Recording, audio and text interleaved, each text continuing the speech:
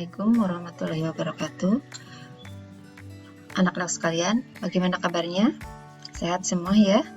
Selalu semangat dalam belajar matematika ya.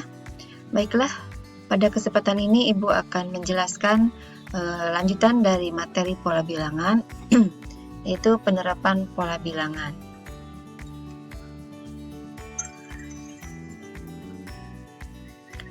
Kompetensi dasar yang akan kita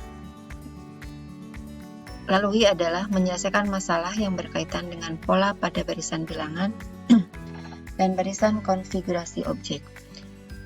Sehingga tujuan pembelajarannya pun sama ya, menyelesaikan masalah yang berkaitan dengan pola pada barisan bilangan dan barisan konfigurasi objek.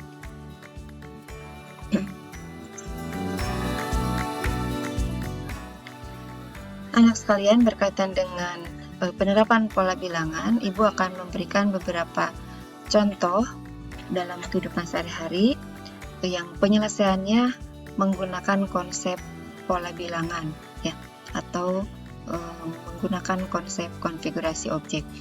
Nah, pada gambar di slide pembelajaran yang Ibu tampilkan ini, kalian bisa melihat ada sebuah gambar. Gambar ini adalah gambar gedung pertunjukan atau bisa dikatakan bioskop ya, di mana setiap baris yang merupakan membentuk setengah lingkaran berjejer kursi-kursi ya. Nah, kita bisa menghitung dari setiap baris itu berapa banyak kursinya ya yang bisa ditempati oleh penonton. Nah, misalnya dalam satu gedung pertunjukan ini disusun kursi dengan baris paling depan terdiri dari 20 buah kursi, baris kedua 32 buah kursi, baris ketiga 44 buah kursi, dan seterusnya, selalu bertambah 12 dari setiap baris ke baris berikutnya. Nah, dalam masalah ini ingin diketahui berapa banyak sih kursi yang ada pada baris ke-20. Nah, ini adalah salah satu contoh dari penerapan pola bilangan ya. Maka dari setiap baris yang merupakan berjejer kursi-kursi, kita bisa menyatakan ini ke dalam barisan bilangan ya, yaitu baris pertama 20, baris kedua 32, baris ketiga adalah 44, yang menunjukkan ini adalah suku pertama, bilangan suku kedua, bilangan suku ketiga, dan seterusnya. Kemudian ingin ditanyakan atau ingin diketahui banyak kursi pada baris ke-20, berarti kita ingin mengetahui banyak bilangan atau bilangan pada suku ke-20. Nah, untuk itu kita harus mengetahui suku ke N atau rumusnya atau persamaannya supaya lebih mudah untuk menentukan banyak kursi ini ya, supaya tidak satu-satu dihitungnya ya. Maka karena pertambahan setiap barisnya adalah 12 atau selisih antar sukunya tetap yaitu 12, maka dalam membentuk persamaan atau rumus ini akan kita bentuk dari kelipatan 12 ya. Kita lihat yang suku pertama yaitu 20, karena kita akan membentuk dalam kelipatan 12, berarti 12 kali 1 itu menunjukkan suku pertama ya. Supaya menjadi 20, maka 12 tambah 8. Nah, berarti suku berikutnya juga sama, ditambah 8 gitu ya. Berarti suku berikutnya adalah 12 kali 2 ya. 12 kali 2 tambah 8 supaya berurut, supaya terurut dari suku pertama, suku kedua, berarti kali 1, kali 2, dan seterusnya ya. 12 kali 2 adalah 24, ditambah 8 adalah benar 32 ya. Sehingga suku ketiga bisa dituliskan 12 kali 3 ditambah 8. 12 kali 3 adalah 36, tambah 8 adalah 44. Dan seterusnya, maka kita bisa menyimpulkan untuk suku ke-20 adalah, atau suku ke N adalah 12 kali N ditambah 8. Atau kita bisa membuat rumus UN adalah 12N ditambah 8 ya. Sehingga yang kita cari adalah banyak bilangan pada suku ke-20 adalah 12 kali 20 ditambah 8, yaitu 240 ditambah 8 adalah 248. Jadi banyaknya kursi pada baris ke-20 adalah 48 kursi ya. Jadi seperti itu. Jadi konsep pola bilangan dapat mempermudah menyelesaikan masalah yang berkaitan dengan pola bilangan. Baik, kita lanjutkan. Nah, berikutnya adalah Ibu berikan contoh yang berkaitan dengan pola bilangan. Nah, pada layar slide ini terlihat cukup transparan, tipis ya. Ini adalah gambar atau foto cheerleaders ya. Nah, dari masalah ini kita bisa menggunakan konsep pola bilangan dalam menentukan banyaknya manusia atau orang untuk membentuk barisan atau konfigurasi cheerleader tersebut ya. Kita lihat ini bahwa cheerleader yang sering dikatakan sebagai pemandu sorak ya, atraksi mereka membentuk piramida manusia, yaitu saling berdiri di antara pemain-pemainnya ya. Membentuk piramida. Jika piramidanya hanya satu tingkat, diperlukan 1 orang. Untuk 2 tingkat diperlukan 3 orang. Untuk 3 tingkat diperlukan 6 orang. 4 tingkat diperlukan 10 orang, dan seterusnya ya. Nah, kita ingin juga mengetahui kalau misalnya tingkatnya sampai ke 12, berapa orang yang diperlukan untuk pemain cheerleader tersebut gitu ya. Nah, kita akan melanjutkan dengan menyatakan masalah ini menggunakan konsep pola bilangan.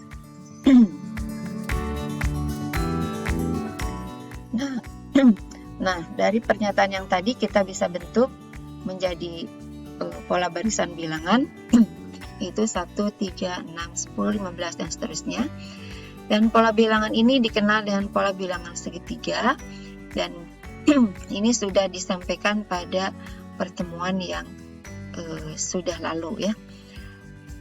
Nah, dari pola bilangan ini, dari manusia yang dibentuk untuk kegiatan cheerleader ini dapat dibentuk konfigurasinya. Nah, sebetulnya ini dapat digambarkan dengan manusia gitu ya. Tetapi untuk mempermudah bisa dinyatakan dengan bola-bola kecil gitu ya. Nah, ini pada piramida pertama dengan 1 manusia, piramida kedua dengan 3 manusia, piramida ketiga dengan 6 manusia dan seterusnya. Ya.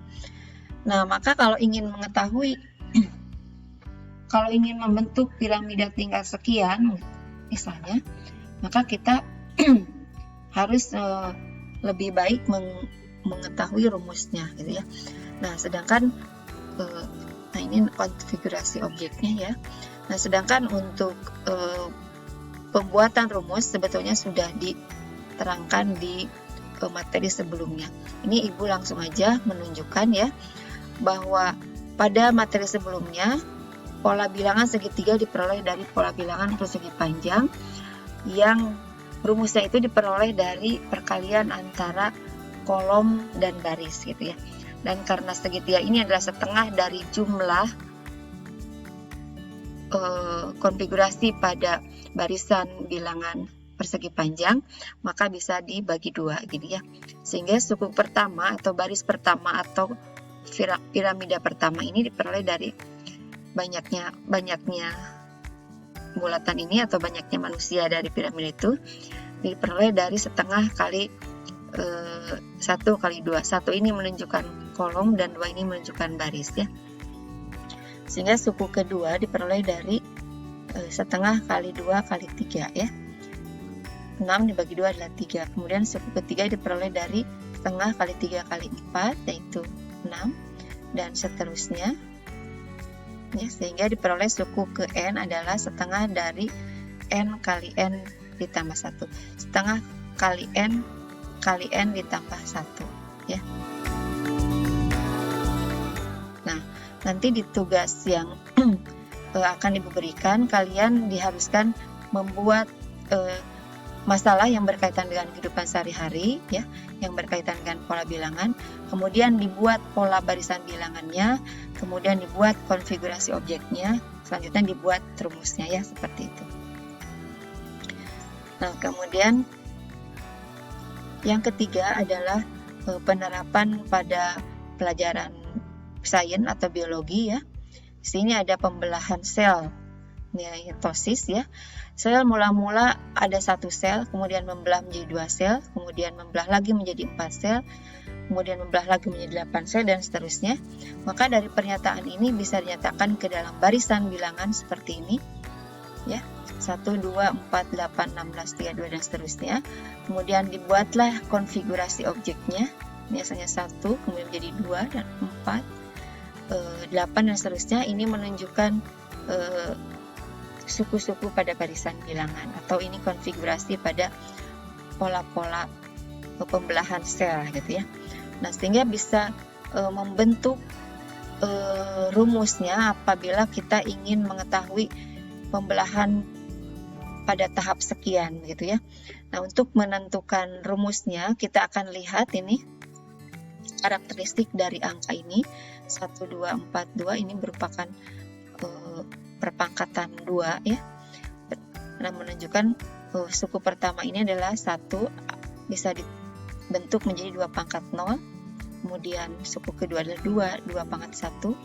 Kemudian suku ketiga adalah 4, 2 pangkat 2, dan seterusnya ya. Nah, ini dapat kita ambil kesimpulan bahwa suku ke n adalah 2 pangkat n, tetapi dengan catatan bahwa n di sini adalah n bilangan kaca karena dimulainya dari angka 0.